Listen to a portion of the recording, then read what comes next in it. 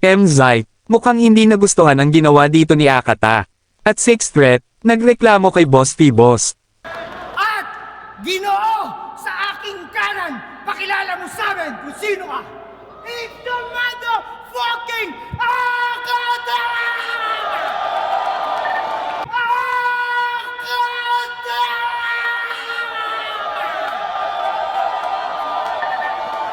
So ayun, isa nga ito sa napansin ng karamihan, kung bakit hindi man lang nag-react si MZite sa ginawang pangpahype dito ni Akata.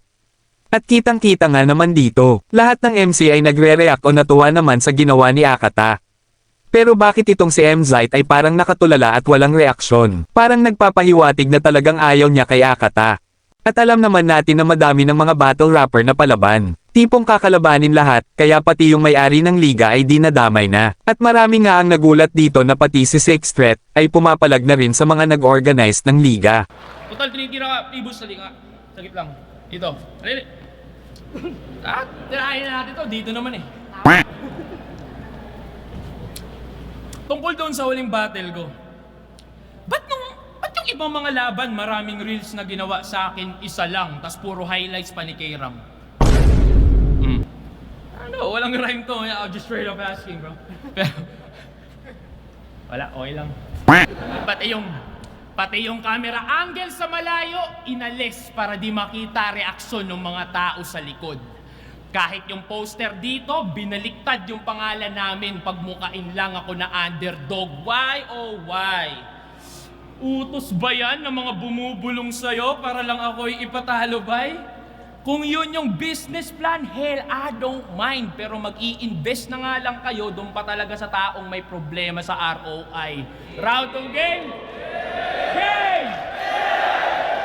Ewan ko lang kung parte ba ito ng marketing strategy nila, o talagang may personalan ang involved dito. Dahil pagtapos ng laban ni Sixth Threat at Akata, ay kapansin-pansin na talagang hindi okay itong si Boss P. At tila parang nawalan na ng gana mag-announce kung sino nanalo sa laban.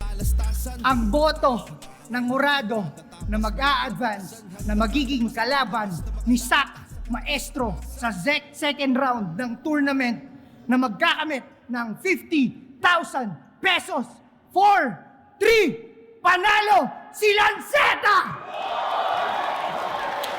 Pangil sa pangil, matira mayaman, ang mananalo dito ay mag-a-advance sa semifinals ng matira mayaman Team B.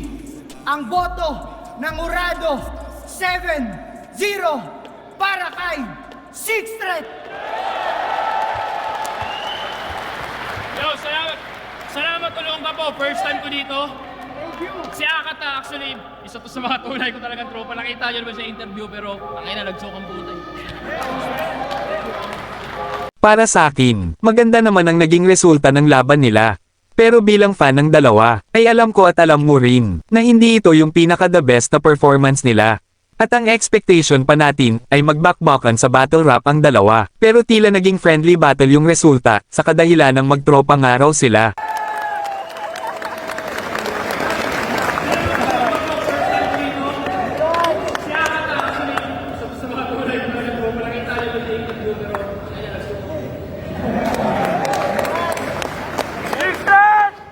At dito nga sa round 1 ni Akata, talagang tinera niya ng husto yung pagkabisaya ni Sixth Threat. Yawang Bisayang inutil gumalaw. Di mo na mababago aking isip at pananaw na basta Bisaya at tulong lalo pag galing Mindanao. Sa totoo lang, ayaw na namin kayong matanaw. Napilitan lang kaming maging kalahi nyo nung nagpapanalo si Manny Pacquiao. Hirap ba maging Bisaya? Laging kawawa, sa life dinaya, tila dilap ni Bathala. Pansin mo, tuwing may bagyo na tatama sa inyo lagi, malala pinsala. At first time nga nating makita si Akata, na gumawa ng parody lines. At baka lang na hindi mo pa napanood yung sumikat na linya ni 30, kaya ito at ipapakita natin. Tinawag nyo kaming probinsyano, Bisakol, Mangmang, lahat yan inipon ko. Inaral ang Tagalog. Nagsanay, nanahimik, hanggang umabot sa puntong to. At ang sarap sa pakiramdam na wika niyo aking gamit habang binababoy ko kayo. Kung dati tinawag niyo akong bala, bobo, inutil, lahat yan tiniis ko.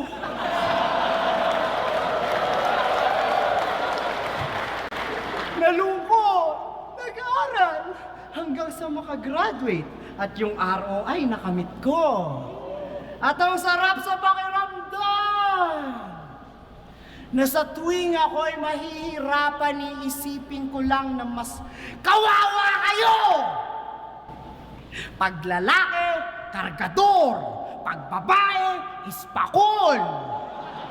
Tipong kahit anong galing mo mag-rap, tol, di ka magiging rap star like Flo G dahil isa ka lang hamak na bisakol. Use your mother tongue, ina mo, peasant! Wala kaming balak na ikay maintindihan. At huwag kang magtatagalog dito, putang ina mo! Dialekto namin yan! Bisaya!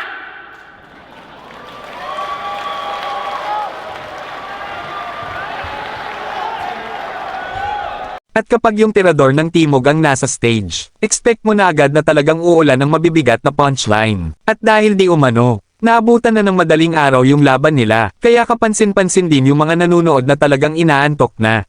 Na kahit gaano kabago at kabibigat yung mga linya ay parang wala na lang sa kanila.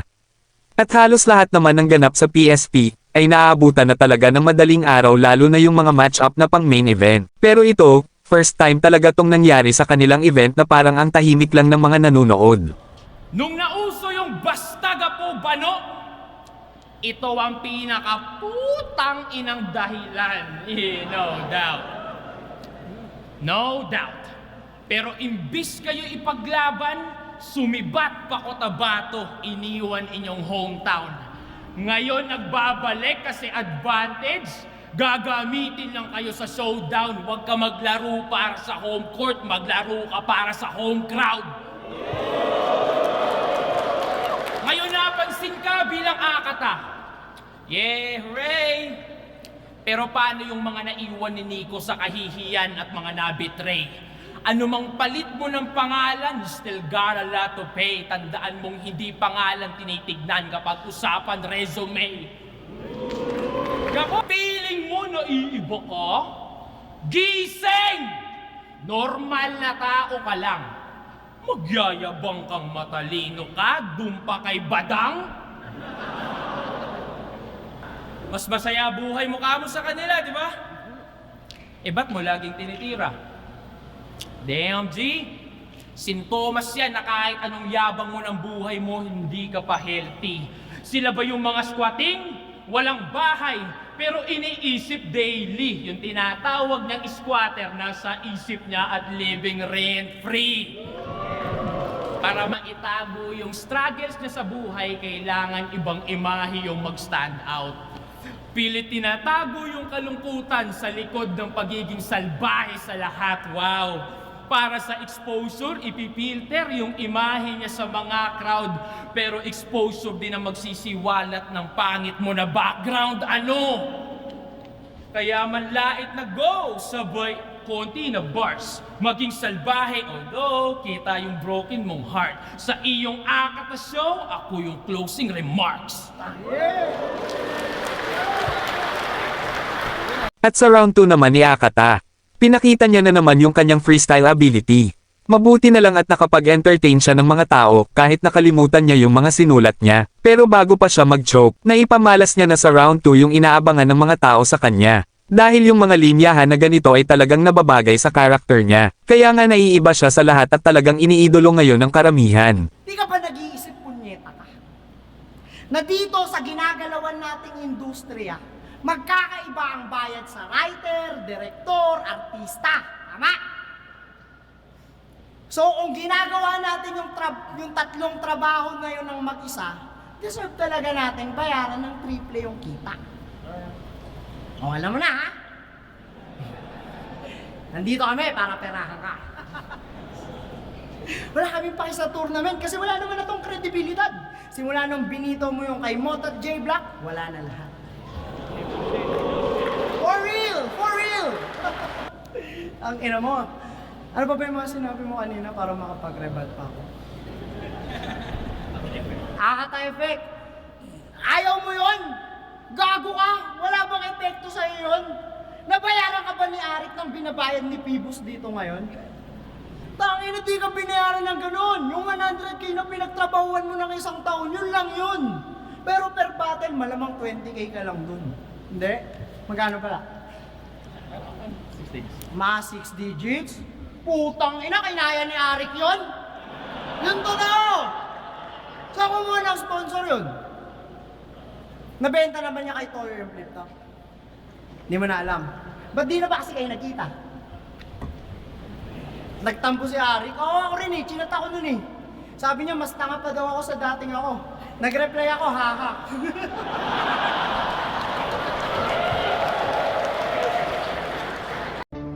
Another one. Tangin ng battle rap to eh. Tangin na kasi, nilagay kami sa dulo eh. Di sana mas masaya. Tulog na yung mga tao, doon ngayon mo lang pinasampa si Akata. Tanga ka talaga.